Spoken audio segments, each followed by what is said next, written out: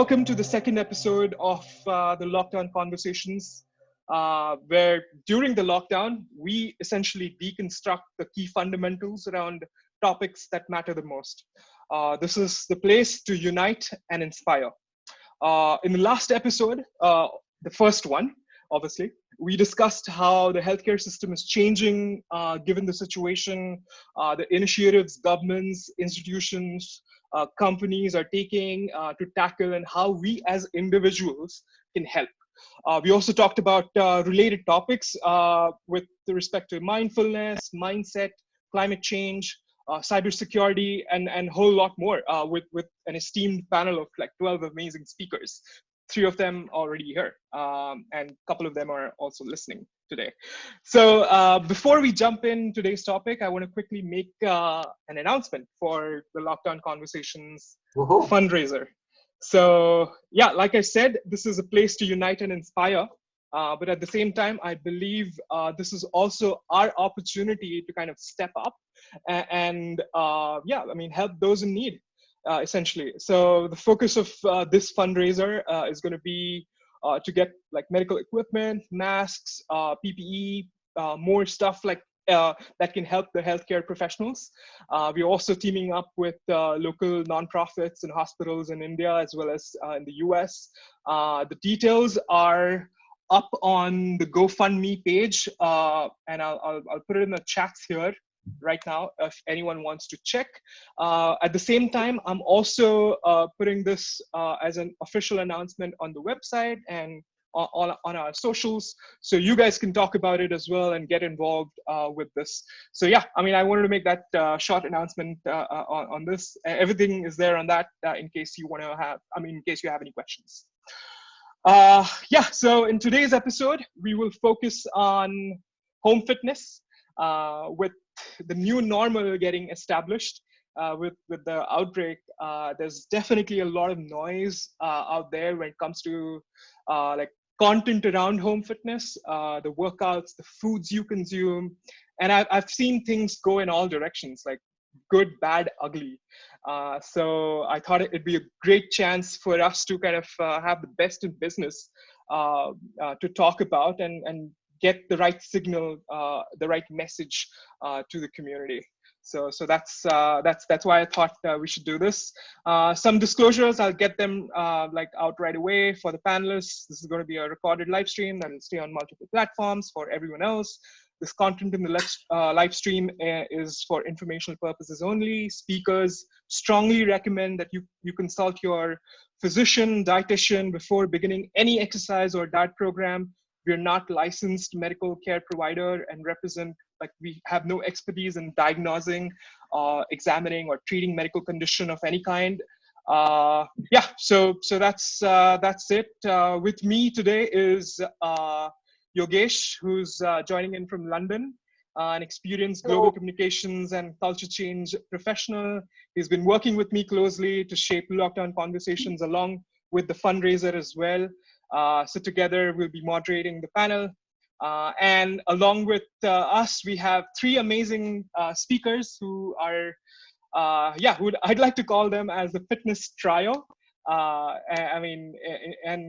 Introducing them, like going first. So Pratima, I've known Pratima for about, 6-7 years now. That's been long. Yeah, that's been long. Pratima is an army kid who wishes to travel the world, one wellness vacation at a time. She's a freelance content writer by day and Dumbles and Drama, a fitness blogger by night. She's high on love and life. She's mildly obsessed about traveling and to-do lists, and loves her long gym sessions like a fat kid loves cake. And I'm proud to say, I was on Dumbles and Drama in one of the entrepreneur series that you did, Pratima, and thanks for that. So yeah, super happy. Are you returning the compliment now, Pratik? Is this your way of doing it? No, this was great. That we had a good conversation, and she. Of course. I think I was the first one, right, Pratima, on that series, to go on that series. I didn't get the last part.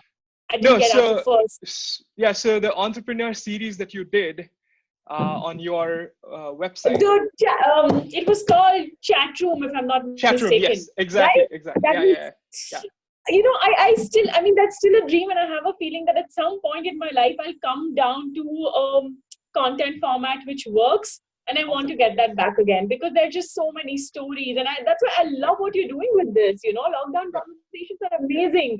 Yep. Thank you. Thank you. And she's published writer in top publications in India. She started this as a hobby, and now it's slowly turned into like a hardcore profession, and focuses on content creation a lot. And she's doing amazing stuff. She's worked with top fitness brands. I mean, you can go on her like socials and everywhere. Go check. And currently working as working as a content creator for Team Pixel by Google. So welcome to the show, Pratima. Lovely to be here. I'm so excited about this. I mean, I've been looking forward to this all week. It's Yep. what's kept me going. Thank you for this. Thank you for doing this, really. It's a wonderful platform. Thanks for joining in. Awesome. So on to our next speaker, who's joining in from Pennsylvania, the Keystone State, Dr. Tiffany D'Souza. Tiffany is a clinical fellow at Jefferson's DICE Group and works as a healthcare advisor in the field of digital innovation in healthcare. She graduated in medicine in 2018 and has since started her own online fitness coaching program. And she also consults like for social media for nonprofits and startups. She recently spoke at a TEDx this thing forum, TEDx Jefferson, and the talk that she gave, and I did go through that, is the sum of all the things that she's doing right now. So welcome, Tiffany. Yeah, thank you so much for having me. Yep. On to our third speaker, who's joining from the Cheese State in the US. Jennifer Kanikula. Jen and I have been friends for almost a couple of years now. She's a registered dietitian working as a travel dietitian in the US. She also runs her food and travel blog, The Soulful Traveler, where she writes about food and travel related topics, culturally inspired recipes, health, wellness related adventures, and various avenues of nutrition. Thanks, Jen. Welcome to the show. Yeah, I'm excited to be here. Yep, I'm excited too. I'm so pleased to have you all again, guys. And I'd also like to thank everyone who's tuned in. Let me see if there are about 8 to 10 people for this thing. I mean, and those who will probably see this on YouTube when this goes there. So yeah, thanks everyone. So let's kickstart this session with the segment I love the most, which is personal stories. And I'm sure the listeners would also love to kind of hear these stories of the speakers. Give us a little backstory of how your fitness journey started. And what motivates you, as in like going every day. We can start with Jen and then followed by Tiffany and Pratima, however you guys want to do. Right. Sure. So Pratik, when our fitness journey started in quarantine, or when it started your backstory. Yeah, your personal backstory, essentially. Yeah. Yeah. So I started studying nutrition when I went to college. So my interest of healthy eating and exercise has always been kind of part of my life.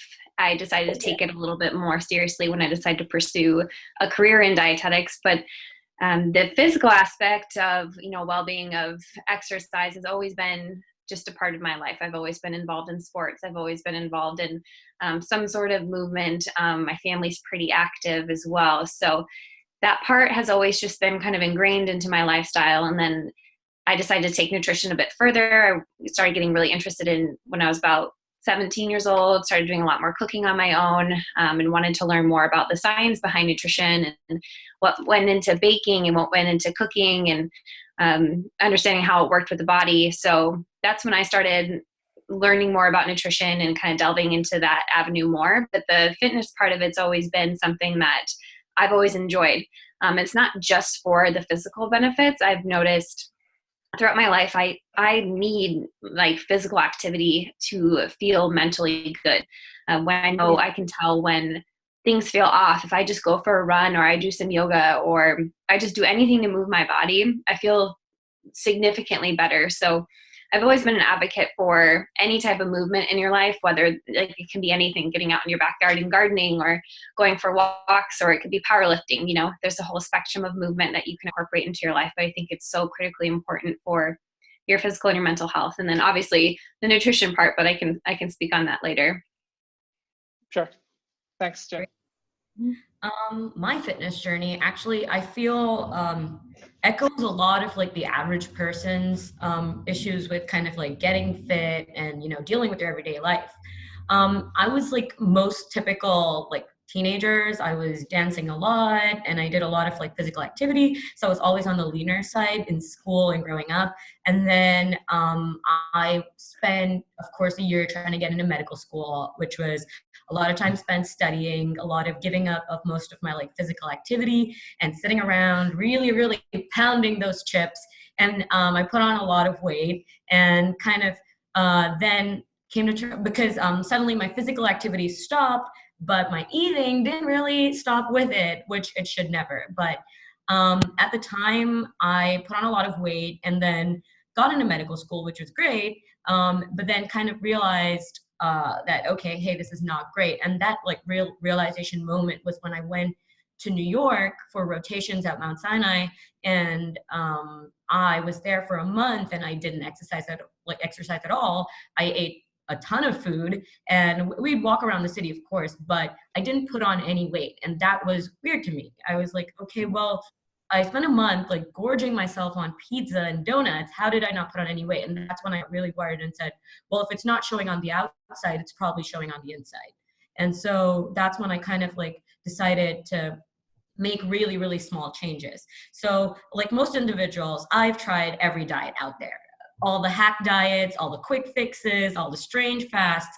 And I finally realized that, you know what, none of these work. Like, this is ridiculous. I'd lose a bunch of weight and then put it back on, and then lose a bunch of weight and then put it back on. Yeah. At the same time, I was going through medical school, so I had the privilege of learning more about the human body and really understand how, you know, metabolism works, and understand kind of like what activity works in tandem with what I'm eating, and how it's important to kind of create like a whole rounded approach to my fitness and my health.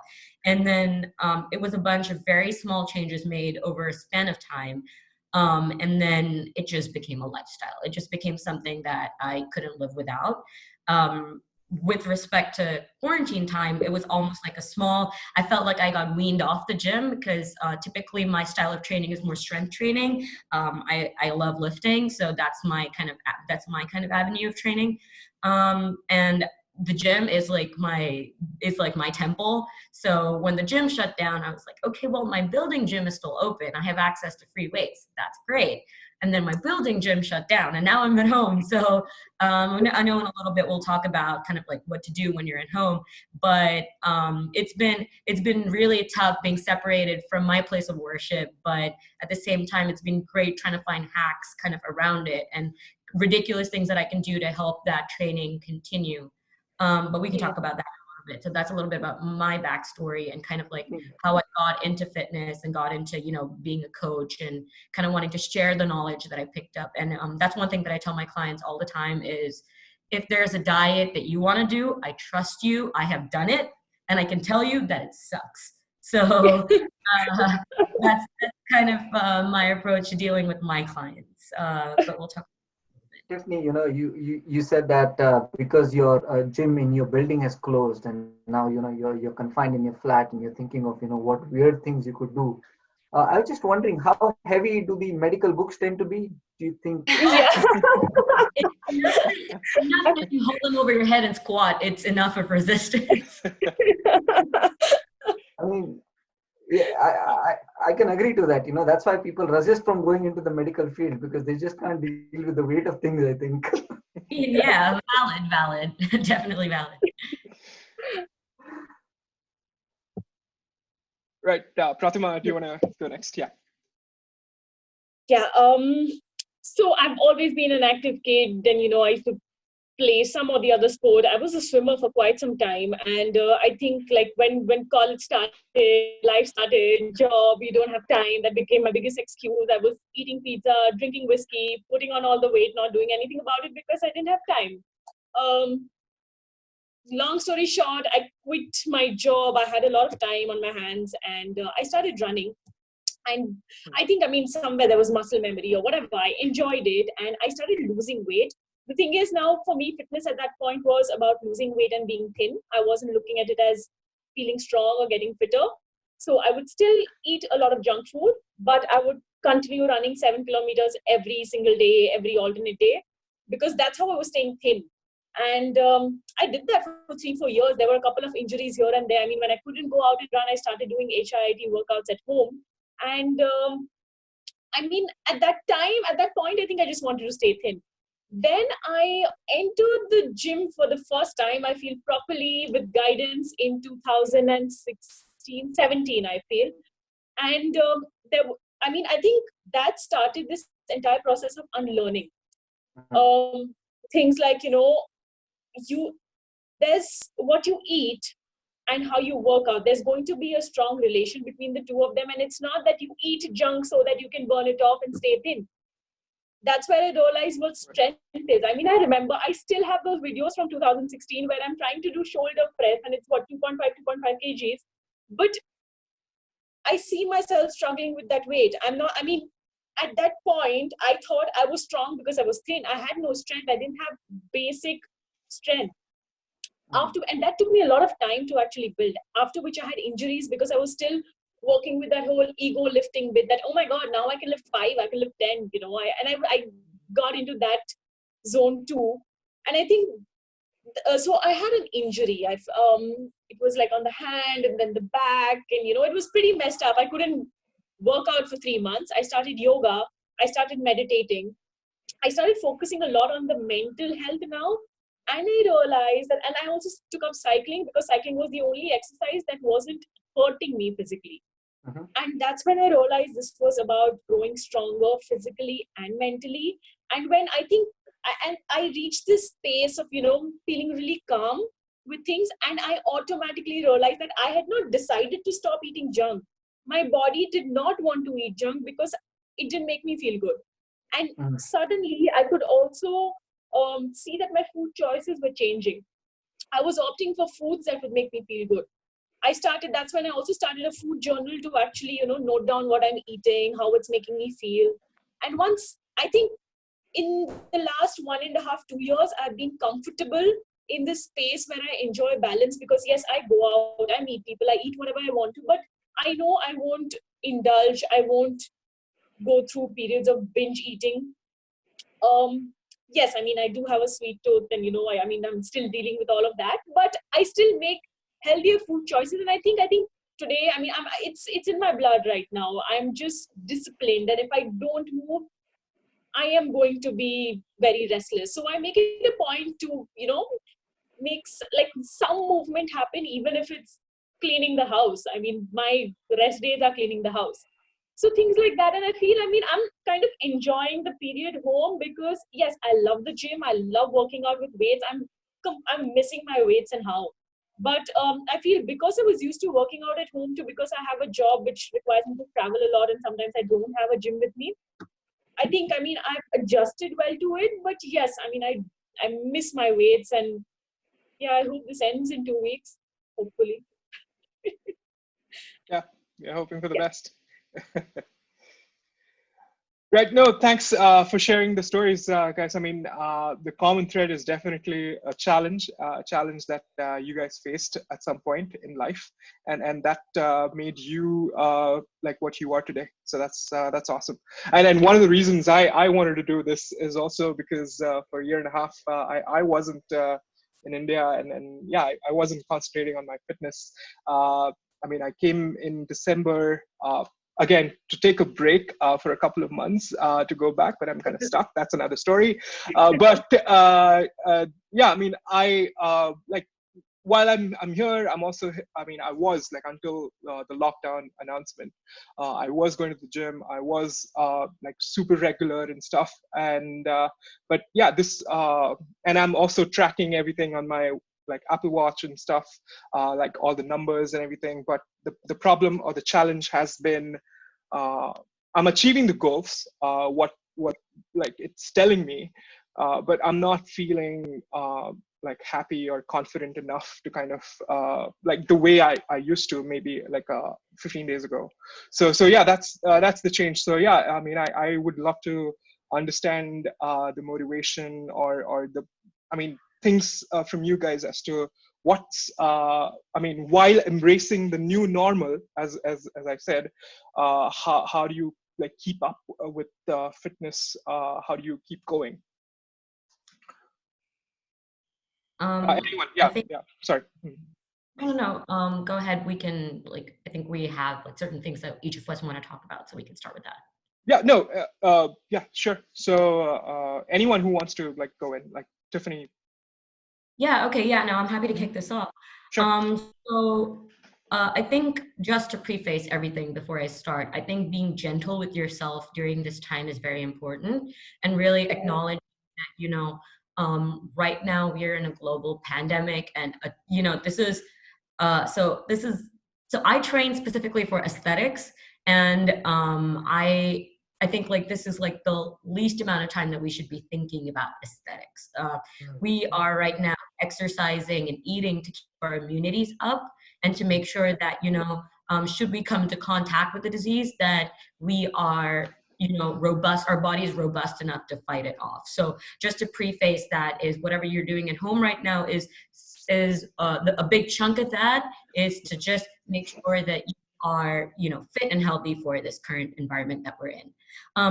While that's happening, I'd like to definitely say for like all my people out there listening who are, weightlifters, strength training, this can be a really, really tough time because you probably spent the last couple of months really trying to build those gains, build that, and then, you're suddenly like watching your body deflate because, you're not getting the resistance that you need. So I definitely want to talk about a couple of tips to, help stop that. And a couple of things that we can do. So right off the bat, how I modified my training process was to leverage resistance bands in my training at home. So I typically, now the situation is such that I don't have dumbbells in the house, so I am training only with resistance bands, and they're proving to be extremely effective. Right from TheraBands to TRX rigs and setups that you can just attach to your door, to even just basic round bands that you can, use on your legs or use as to help you with bicep curls. Like the lower you grip on the resistance band, the heavier the weight will be. So I have been leveraging resistance bands in my workout. I think one distinction that I definitely wanted to make was volume versus weight. So there were a couple of studies, right? There's always a question, there's always this thing that we have in our mind that if you want to get toned, you should lift light but do a lot of reps. And if you want to get bulky, you should lift really heavy and do few reps. And actually there was a study carried out that compared these two concepts and had athletes with similar body compositions and genetic makeups kind of go through the study. And they found that there was actually similar muscle mass gain at the end of their training period, which indicates that there's an inherent flaw in this kind of thought that has been perpetuated. What we have in our muscles are two types of fibers, which are your white and your red fibers, and they develop separately. So while heavier weights help you develop the fibers that make you like stronger and able to like lift more, the other fibers, which are getting strengthened during your low volume training, low weight training, is more for like an endurance kind of an approach to your fitness. However, aesthetically, you get the same muscle growth. So if you are at home and you're training with a resistance band or you're training body weights, if you would typically, go to the gym and pick up 60 pounds and do 4 bicep curls, well, maybe this time you have to do 20 because you're gonna get the same muscle growth aesthetically irrespective. So that is just something that, I think is scientifically been proven, and we should leverage that scientific knowledge. Another thing that I want to say specifically is definitely keep your proteins up and keep your carbs up as well. Like, we're very tempted to, in this period, say, well, I'm not getting out and training as much. My first immediate go-to is, let me just not eat carbs. Let me not eat food. Let me just eat like 2 meals a day. That could be one of the most detrimental things you can do to maintaining your body as well as maintaining your health. So, there are our macronutrients, which is your carbohydrates, your proteins, and your fats, and making sure that you include all of your macronutrients in your diet in the correct proportions is extremely important. And there are tons of macro calculators online. So if you go online and you put in, what is my daily macro requirement, and I recommend people don't put in fat loss right now. Just put in maintenance, because you want to make sure that your health is being maintained first and foremost above everything. The last thing you want to do is be in an aggressive calorie deficit when your body needs that nutrients to kind of fight off disease. So going for maintenance or slightly lower than that. Definitely for people who have been in bulking season, this is great time to start shredding. I mean, summer season, summer bod, nothing like a whole bunch of burpees to help really show the muscle that you've been building over this time period. That's certainly my goal, because I have been bulking for a significant amount of time now. So for me, this actually couldn't have been better timed for a shred season. So that's what I'm doing. I'm shredding right now.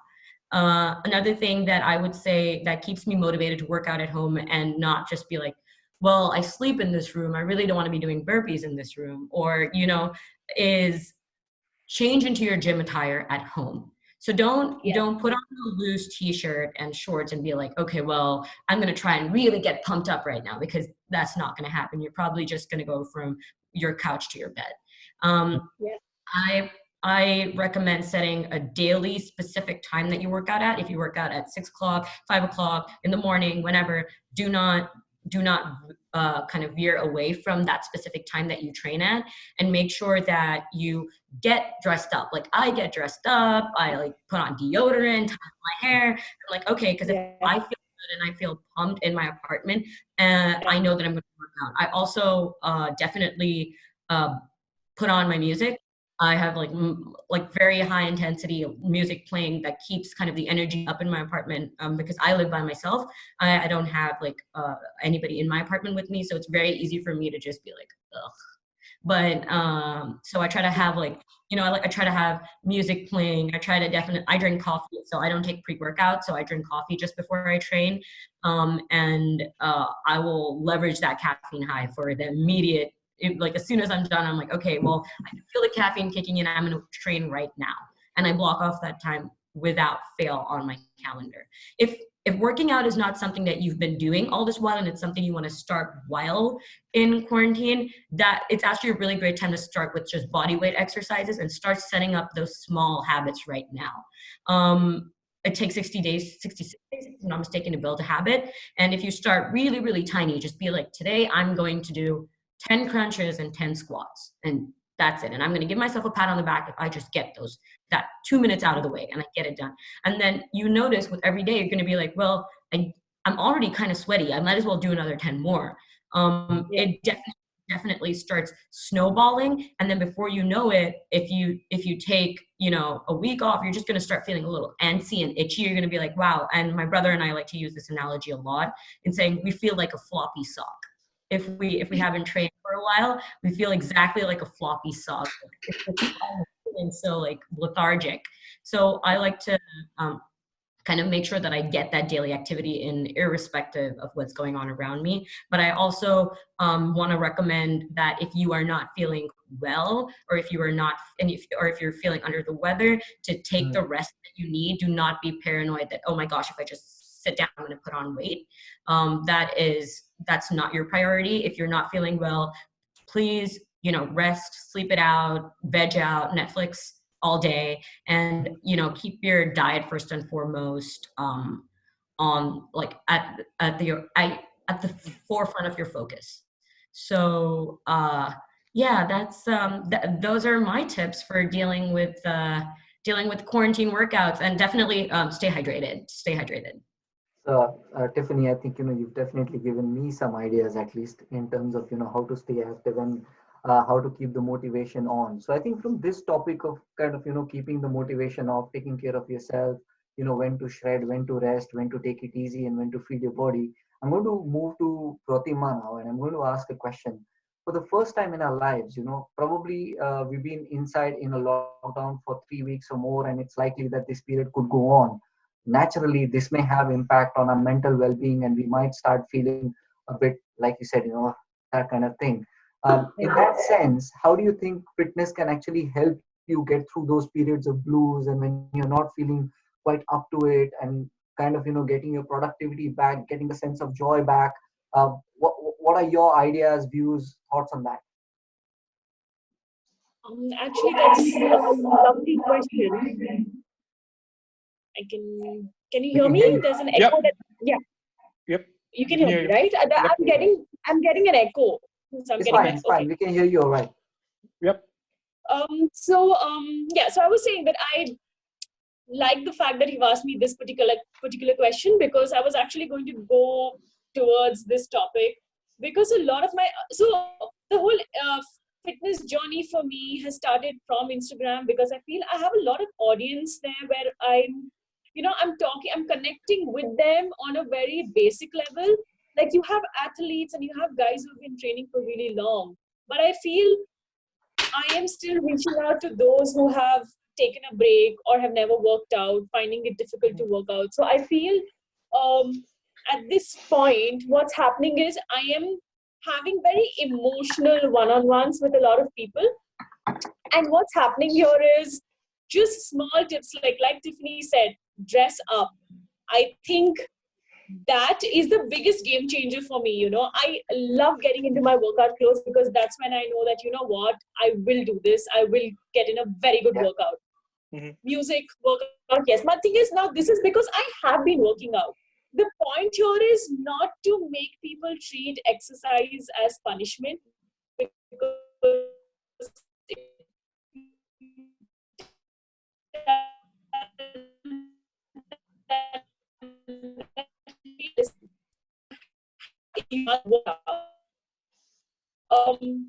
initially there is resistance. So it doesn't necessarily have to be, say, something with weights, because yes, people get really, if you talk about dumbbells, and just the fact that I was talking about push-up and squats and jumping squats, people were still getting a little hesitant to try it out. But as soon as you start talking to them about different forms, and I mean something as basic as just Yeah. doing housework. So we do housework daily. That's great cardio, great for your legs, great for your core, great for your arms.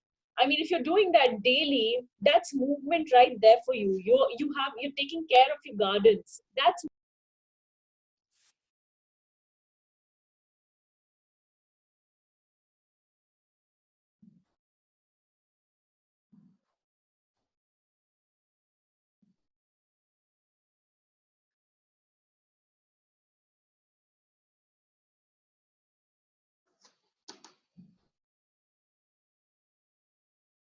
space in the same room where you sleep, maybe, because then what will happen is you'll tend to get lazy. Yeah. So yeah, so there's now, these are just small things, but I feel there's also the thing that people have to understand that this is going to take them some time. And in fact, I uploaded a video about this recently, I think just this morning, Okay. that Nice.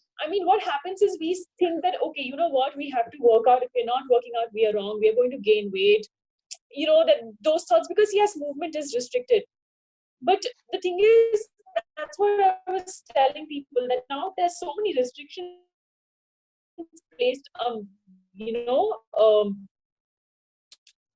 us.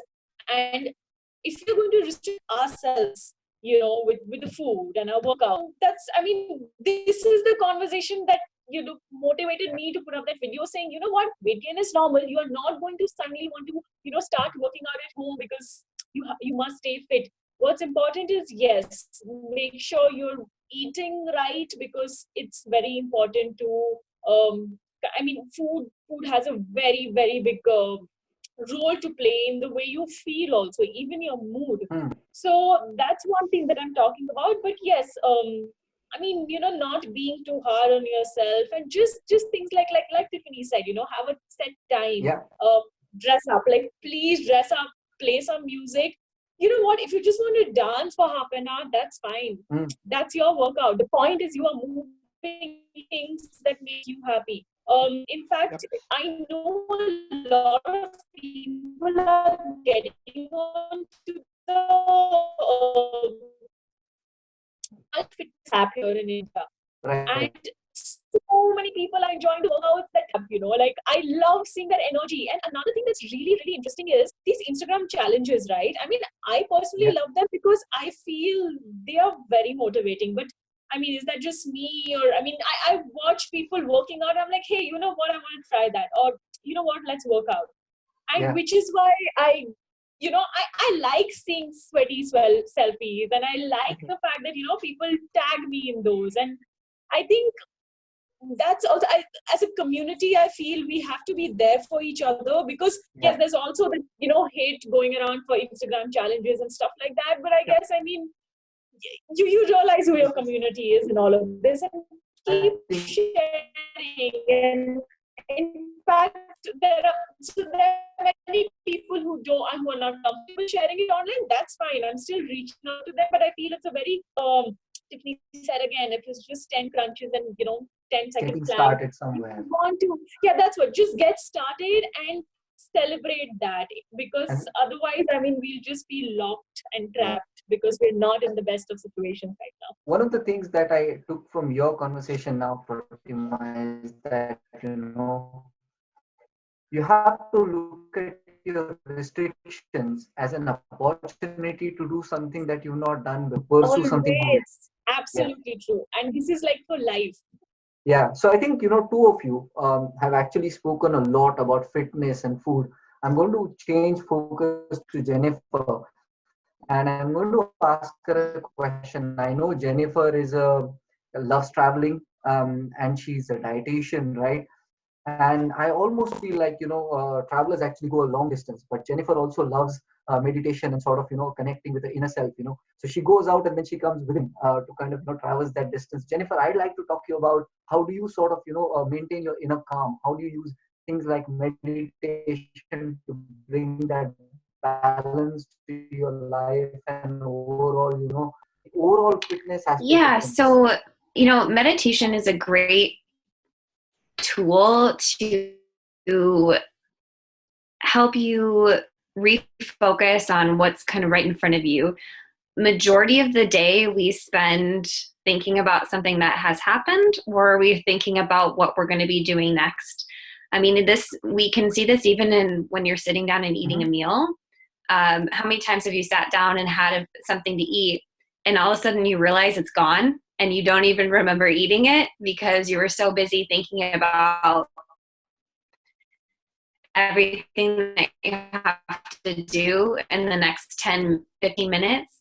So meditation's been a great technique to help you remember just what's right in front of you, just so taking things one thing at a time, instead of worrying so much about all of these things that are coming up, or stressing about maybe what you've done or what you could have done better. It's been a good tool for me to just help me keep on track. It helps me, like in the morning, I tend to make a list of everything that I want to accomplish in the day.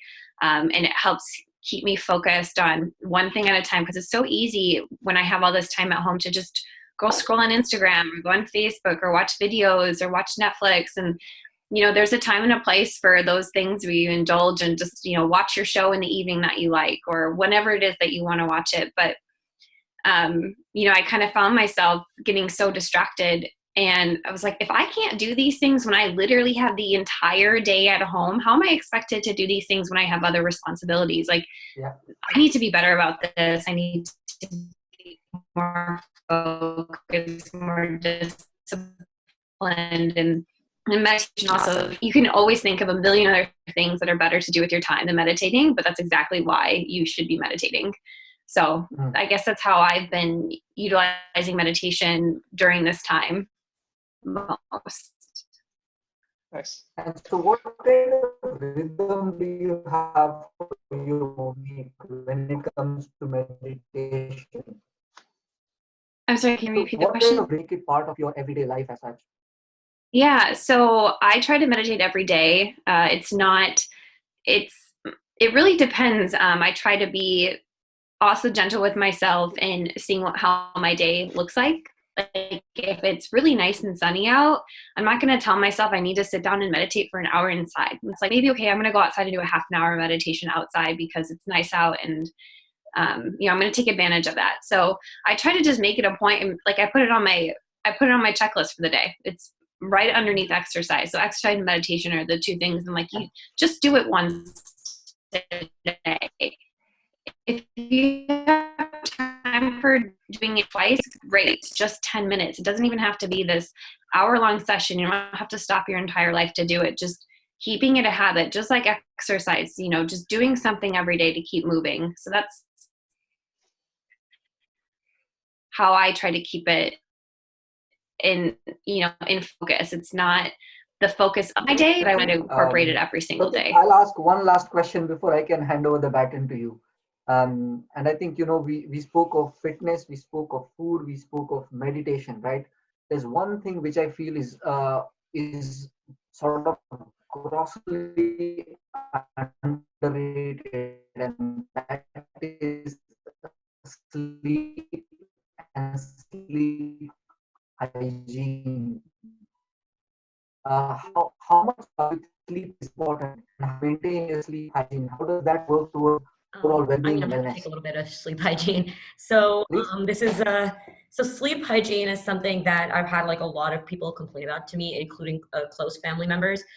So there are a couple of things with sleep hygiene, right? And this is what we even clinically prescribe. Number one, no screen time about an hour before you have to go to bed. Number two, no active activity in the place where you go to sleep. Number three, if you continuously deal with insomnia on a daily basis, blacking out your room as far as possible is of utmost importance. And really reestablishing your circadian rhythm, which is your rhythm that tells you when to sleep and wake up, is really important by making sure that you are in bed at the same time every night, and that you are focused on the fact that I'm comfortable there staring at the ceiling, being like, I really, really, really want to open my phone and look at something, but either just reading or not doing any extremely stimulating activity at that point in time is really important when it comes to establishing that regular circadian rhythm so that you sleep really well. It is said that you require a minimum of adults in their 20s require a minimum of 6 to 8 hours of sleep. And with every hour you lose below 6 hours of sleep, your immunity drops by a certain percentage. So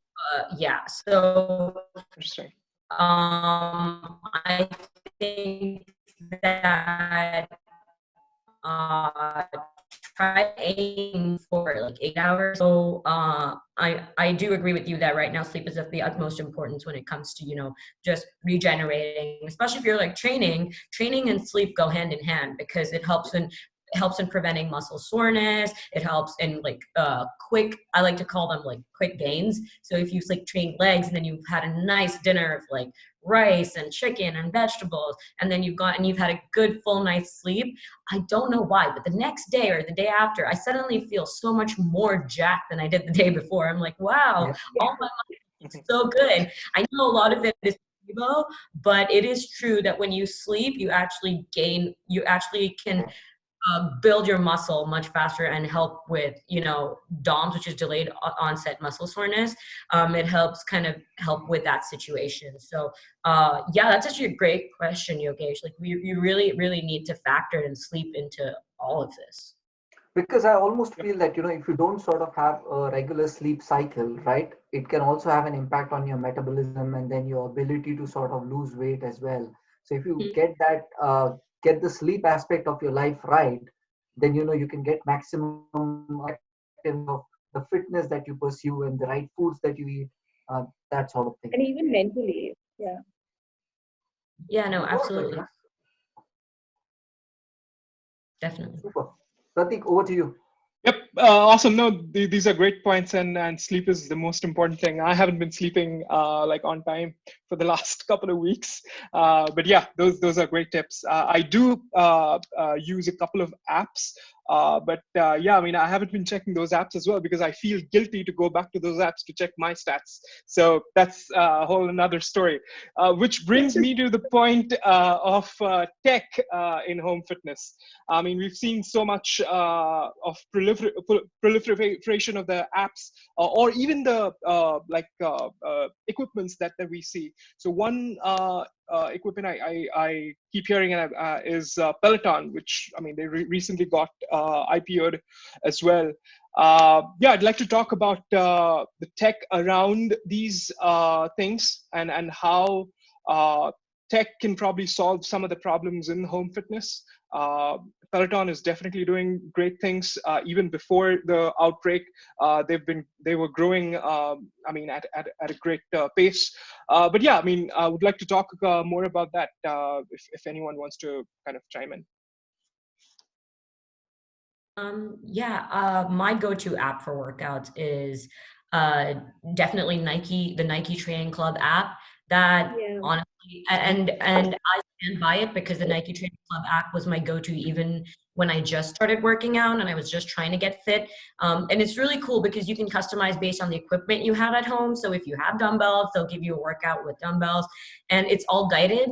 So it'll talk you through it. And so I really like that. I also like the fact that you can customize your workouts based on your level. So you can pick a beginner's workout, intermediate, or advanced as you keep getting, stronger.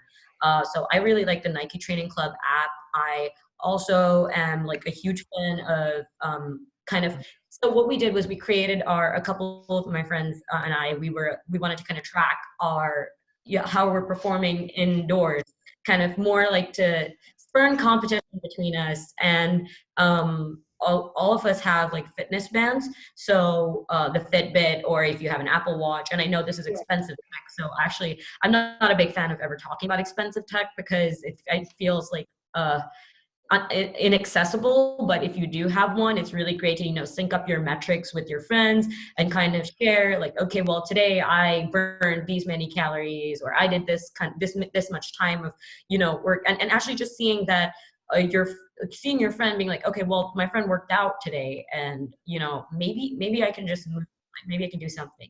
And my favorite hack of the entire quarantine time, which is amazing, is all the top coaches and all the top athletes that you've always wanted to train under but didn't have the money for are now putting live workouts on Instagram, live workouts on YouTube. You can finally have access to some of the top trainers without paying a cent. So that's been like the best thing that I have enjoyed. I've taken dance classes from some of the top dance teachers. I've done yoga classes with some of the top yogis. So it's been like really, really, really nice trying to see how different coaches work. And another thing that you can also do is there are a lot of Instagram accounts, YouTube accounts that already have been like, working out, putting up short workouts online. Megan Grubb being one of my favorite athletes. She does a lot of like home-based things. She's from the UK. I actually initially used to look at a bunch of her workouts, pick the exercises I like the most. What I do every night before going to sleep is set my schedule for the day to come. And I actually plan my workout the night before. Because when the time comes and I don't have to sit and look for a class, I have to sit and think, okay, what are the 10 exercises I want to do today? Because it's already on my board. And I'm like, okay, well, I spent 5 minutes last night thinking about it. Or if I noticed online that there's a class happening, then I'll just block off that time and be like, you know what, this is my workout for the day. I know what I'm going to do. So knowing what you're going to do the day before and not 5 minutes before you have to do it, leveraging to kind of help that is, it's kind of amazing. So with respect to equipment, I'm the biggest advocate for resistance bands just because of the versatility of the equipment itself. I think any kind of access to good healthy food delivery systems. If you have like Freshly and Kettlebell Kitchen, they do meal services and they're still delivering right now, so that's great. they're delivering completely made meals based on your macros, and it's all healthy food. So if you can't cook, or you're injured for some reason, you can't move around your house, leveraging some of these delivery systems, and they're all digital right now. So it's kind of they're very easily accessible. My go-to app, and I recommend this to everybody, is Nike Training Club right off the bat. Awesome. Yeah. Any other apps you guys are using, Jen, Pratima? For Indian food, I feel Healthify is amazing because you can customize it to, even if if you're eating, say, chaat, it'll actually say, and if you say, you can probably say, I'm eating 1/4 of a tikki, or, things like that. And I really like that about Healthify. In fact, I've been using Healthify for quite some time. Not now, because now we're eating at home and things are fine. But when I travel, I use Healthify. Awesome. I've been kind of playing around with some different apps just because it's like, now's the time to get exposure to different types of exercise that you like, or different teachers that you like. So each week I've kind of just been, playing around and like checking Instagram, checking, talking to people about their exercises, see what they're using and trying that. Like Tiffany said, a lot of people are offering free classes. I've, found a lot of subscriptions that are like the first month is free. So I've just been signing up for them, and then, keeping a track on my phone. So I'm not, in a month, all of a sudden just overloaded with bills, but just giving, different classes an opportunity. And the other thing too is I know a lot of like local yoga studios or Pilates studios that are still offering their classes on Zoom. So I've been trying to support them too. And a lot of times their classes are now, the cost is a lot less because you're not going in person. And so I'm trying to support their businesses. So I'm taking their classes online too. Jennifer, there's a question that's coming for you. And sort of, yoga and gym. This question relates to intermittent fasting. And they say, any thoughts on 3-day fast? How can it help in home fitness during lockdown? Do you recommend that? Do you not recommend that? I know Tiffany has her views on it, and she knows some of it doesn't work. But what do you think about it? Yeah, so I just wanted, as a disclaimer, I'm not an expert on sports nutrition. That is, something that people specialize in, like they spend their whole life specializing that. So that's not really my area of expertise. So I don't feel super comfortable talking about intermittent fasting in relation to specific types of exercises, because I don't know what type of exercises the person's doing at home. But in general, when it comes to intermittent fasting, I don't think that right now is really the time to be indulging in these types of fad diets. I think there's some scientific backing on some of the techniques of it, but you also really need to know what you're doing. You need to be really smart about it. And like we talked about right now is really the time to be building up our immune systems, taking care of ourselves, like eating a balanced diet. So it's not even just, we talk about the macros, your proteins, your carbohydrates, and your fats, but it's also your micronutrients too. That's what we get from that's what we get from fruits and vegetables. We get vitamins, we get minerals. These are where we get antioxidants, the things that help us fight diseases. So, in an intermittent fasting, maybe you're eliminating a certain food group, or you're eliminating something. And I just don't think that right now is really the time to be dabbling in those types of diets, because we really just need to be giving our body nutrients and helping keep them healthy, so that we're setting them up for an environment to, if we ever do get sick, that we can fight off diseases.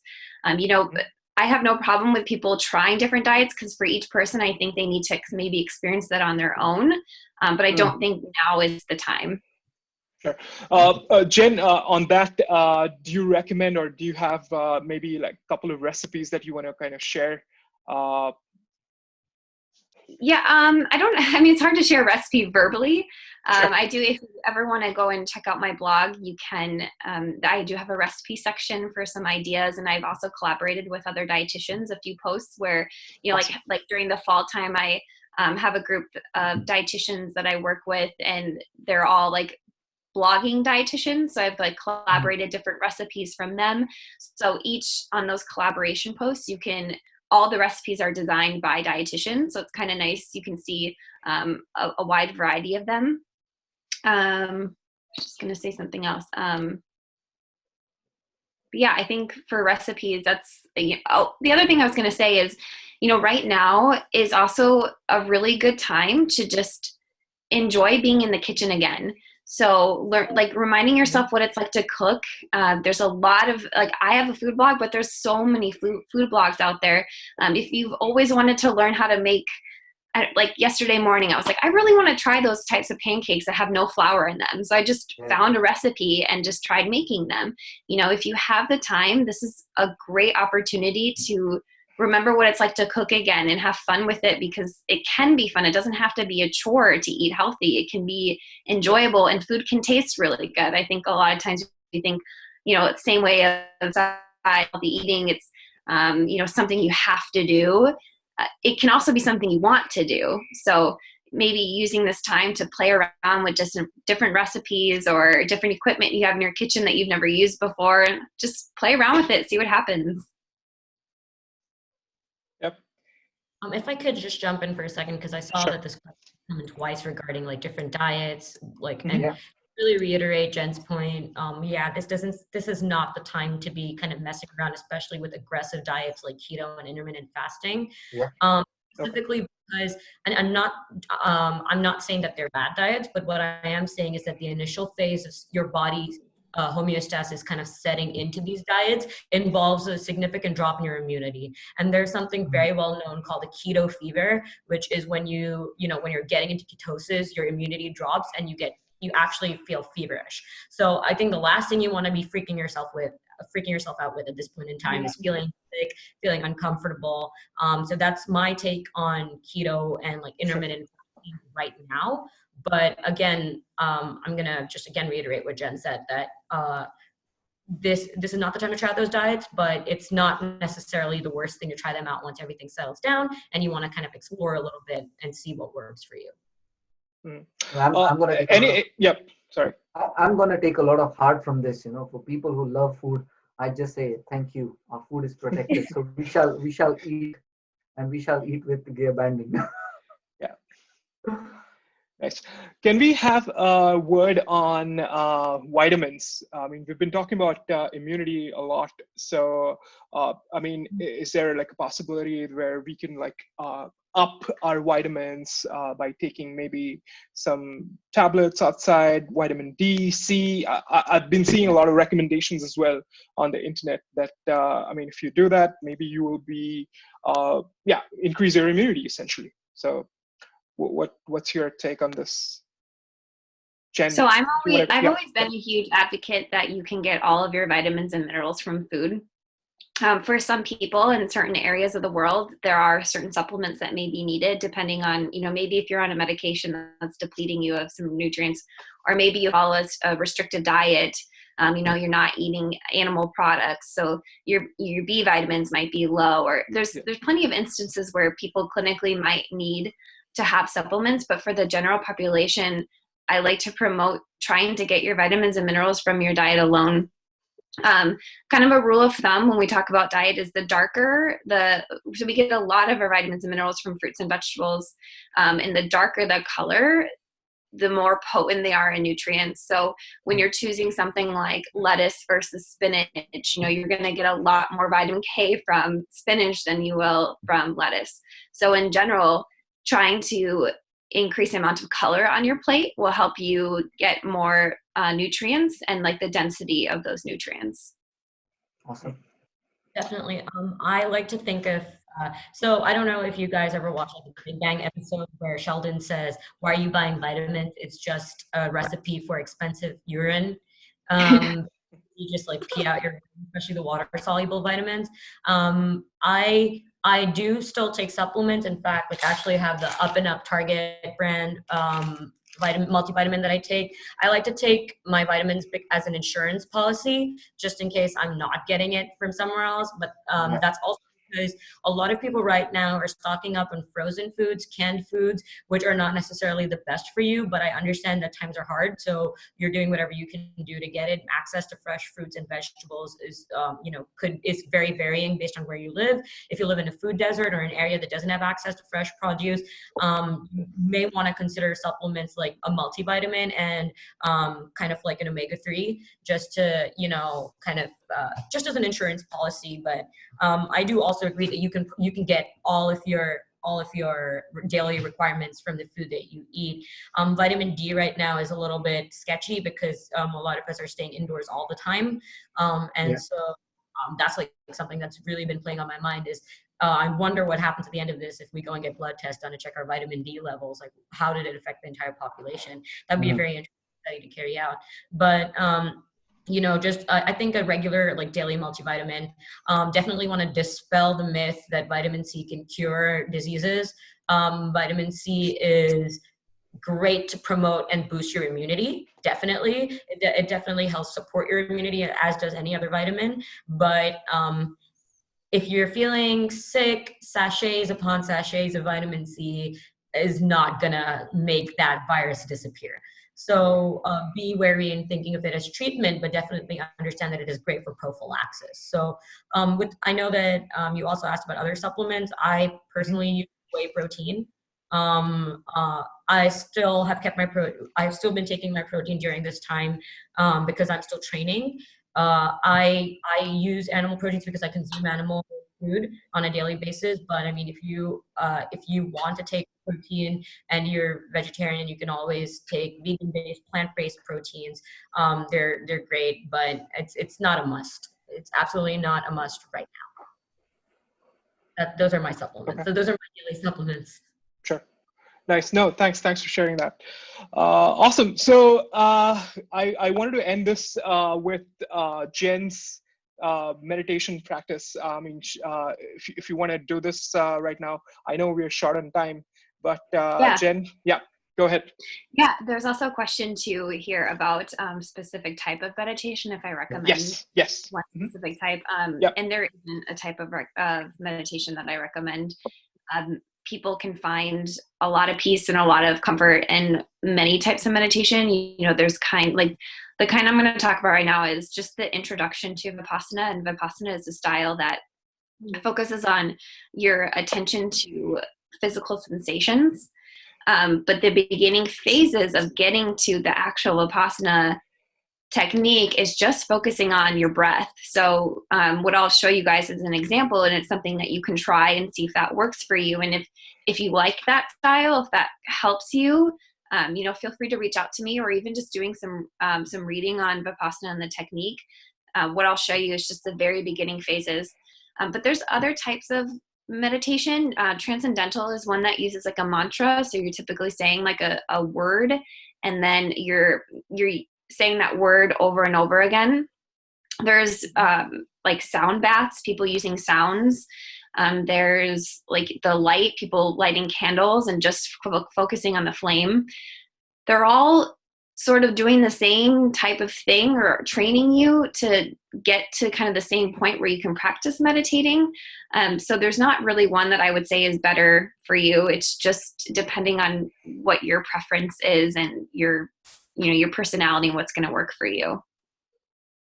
So I guess if you guys are welcome to trying a little bit of meditating, it'll just be a few minutes. I just want to talk through the technique, and it's a little bit easier to do if we actually try it together. So if you're comfortable, maybe get in, a seated position that you feel, you can sit in for at least like 2 minutes. I'll just put a timer on.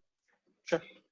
And if it's okay, if you guys feel comfortable, just close your eyes right now, and I'll just kind of guide you through a few minutes of this. So what we're going to first focus on is just the breath. And so you're going to breathe in and out of your nose. Try not to breathe out through your mouth. And right now we're just trying to sense that sensation of air flowing in and out of your nose. And it's amazing how when you're breathing, if you haven't practiced this before, you may not notice that sensation. You may not be able to feel that sensation of air coming in and out of your nose. So for the next minute, just try to focus on that and see if you can identify that sensation of air going in and out of your nose. Maybe you sense it around the edge of your nostril, maybe you sense it inside, maybe you sense it a little bit like above your upper lip. But just try to focus on that for the next minute. There's, of course, thoughts are going to come up during this time. You're going to get distracted, but just try to come back to that breath every single time that you notice that your thoughts have been shifting you somewhere else.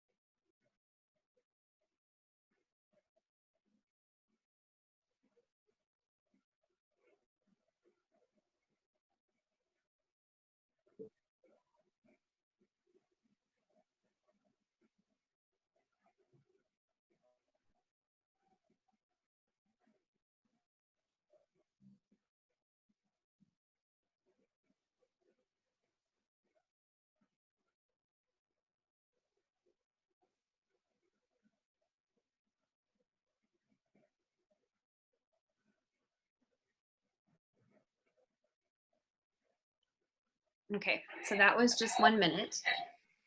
I'm curious to see, does anyone want to report back on how many times they were distracted in that 1 minute? Like 12. Yeah. Yep. And the idea is not that you need to not be distracted. It's just to identify, okay, my thoughts have taken me to this point. Just come back to the breath. Okay, a thought arises.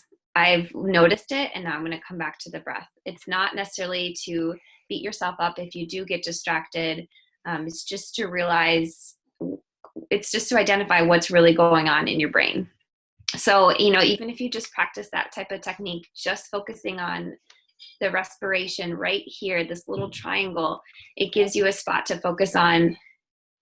And if you can try to do that for like 10 minutes or even longer, you'll start to notice maybe your thoughts get a little bit more quiet, or maybe they don't linger as long. Or, when I first started doing this technique, I always felt my breath in my belly, and then I started shifting the focus to here, and then I started realizing I could actually feel it. It took me like 30 hours of meditating before I even was able to feel it above my upper lip. So, it takes time, but spending that time with the breath can really show you a lot about where you're at and where your mind is fluctuating. So that's kind of the initial phase of Vipassana. And then once you get that down, then you start doing more focusing on the sensations throughout the body, but that's for another day. Yeah, this is great. Thanks, Jen. This is very calming. I mean, yeah. I'm feeling really good. Like my eyes are feeling good. I've got a question for Pratik. When you were trying this, right?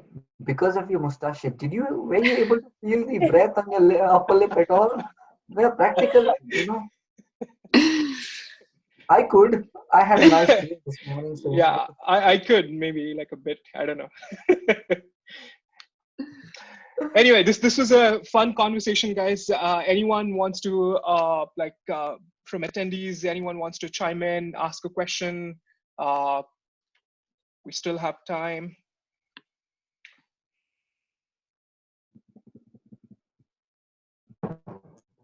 Okay, so there's another question. Is it normal to feel more fit just having 2 meals a day? Who wants to go for this? Is it normal to feel fit after just having 2 meals a day? I do think Tiffany touched on it, that don't skip your meals just because you think you're in a lockdown. But Tiffany, you might want to explain a bit more. So let's talk about the real question that's asked, right? Is it normal to feel fit?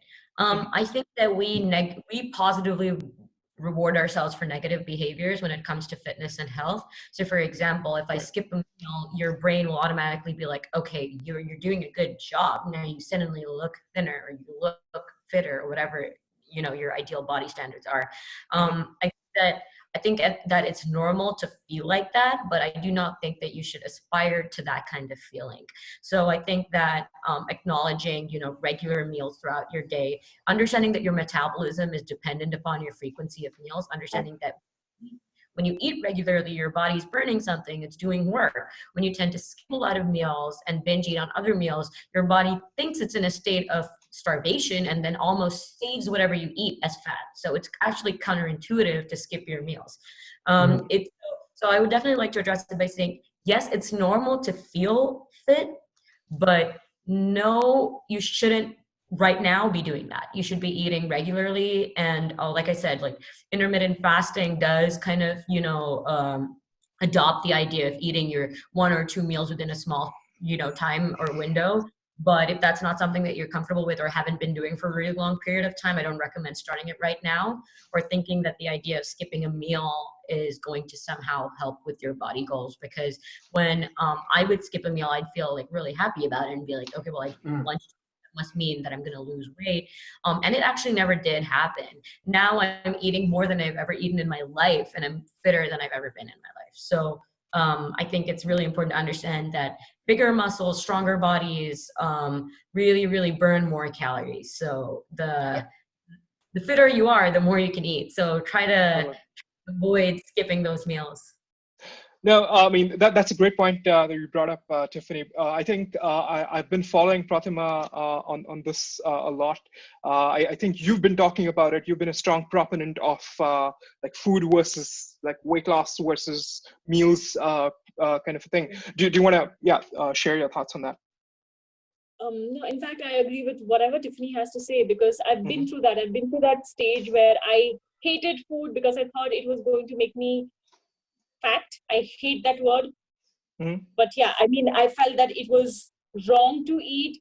So I mean, I would do things like that. I would probably skip lunch because I know I'm going out for a party later.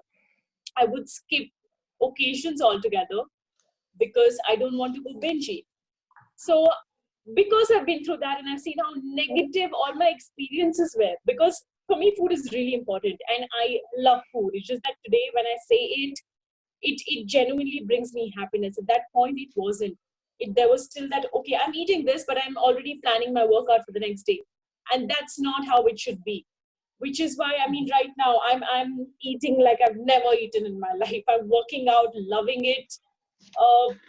And I think that fine balance is something that has come to me slowly. Again, it's not overnight, and it's not going to happen like, okay, you know what, I'll make this change and I'll see. This is something your body will realize in a few months. It's just that you have to keep going at it. So treating food as nourishment, what I'm eating is going to make me feel stronger. I'm going to be able to lift heavier. I'm probably going to be able to run more. You know, that's kind of relationship and you need to work on it at every meal. Like every time there's food on your plate, you need to, and that's when your body will start rejecting junk food. That's when you know that, you know what, I can do away with this. I don't feel like, you know, yes, once in a while, of course, all of us feel like eating our pizzas, burgers, this, that, the other, but then it's nothing wrong. Right.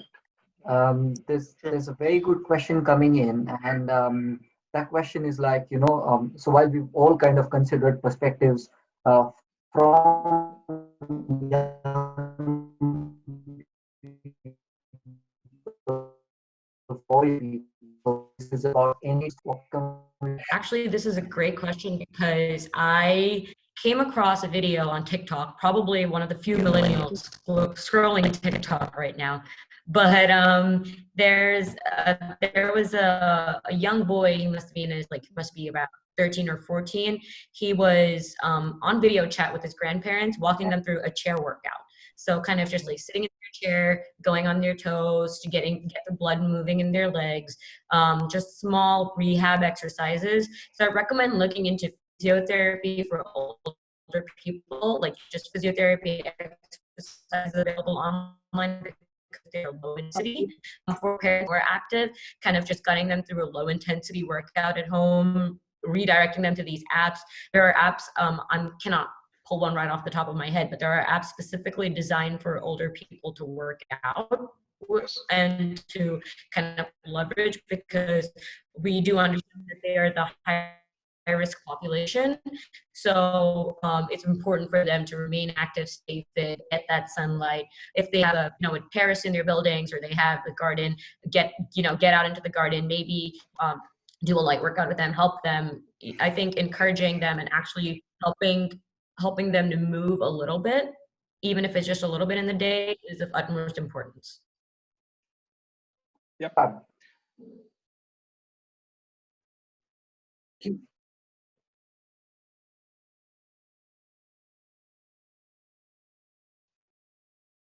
Guys, can you hear me? Yeah. I think, Pratik, we've covered most of the points you wanted to. Yep. Yeah, we can hear you. Okay, awesome. No, I just wanted to just hand it over to Yogesh for the closing remarks. I think, this has been a great panel. So I think, today we spoke a lot about fitness. We spoke a lot about food. Thank you, Tiffany, for being team food and not denying yourself that. We spoke a lot about meditation and sort of, connecting with your mind and sort of, just disconnecting from your thoughts every once in a while to kind of, retain the sense of calm. We spoke of importance of vitamins as a defense mechanism, not essentially as a treatment option. So all of these kind of, form great tips. And I don't know, the observant amongst you might have noticed that, when we started this conversation, this bottle was full. By the time we end this conversation, this bottle is empty. Clean, pure water. And I think, just as important is to stay hydrated, because, just sitting in one place, you might just think that, well, I'm not feeling thirsty. But the more you drink, the more you flush out toxins, and more you get rid of the stuff that the body doesn't need. And I think if we do take care of some of these things, it would be possible to sort of, emerge from this period much more stronger physically, much more stronger emotionally, and much more stronger mentally as well. But obviously, we've all got to invest every little bit in our everyday to make that possible. We've obviously got, great people who can work as an inspiration. I know each one of you, Tiffany, Protima, and Jennifer, you do a lot of work on an everyday basis just to keep your socials engaged, your people engaged. And I think, as many people as we can reach out during this time to sort of, stay connected, get inspiration from each other, and just sort of, keep that high level of physical tempo as well as sort of, mental engagement going, we should be in a good space, and we should come out from this in a much stronger space. That's what I like to believe in. Anyways, that's just my summary of what I heard and where we can go from here, Pratik. Yeah, awesome. No, that was very inspiring. And thanks everyone for tuning in. This was yet another amazing panel. And we look forward to pushing this content more and getting more of more panelists on this. Thanks everyone.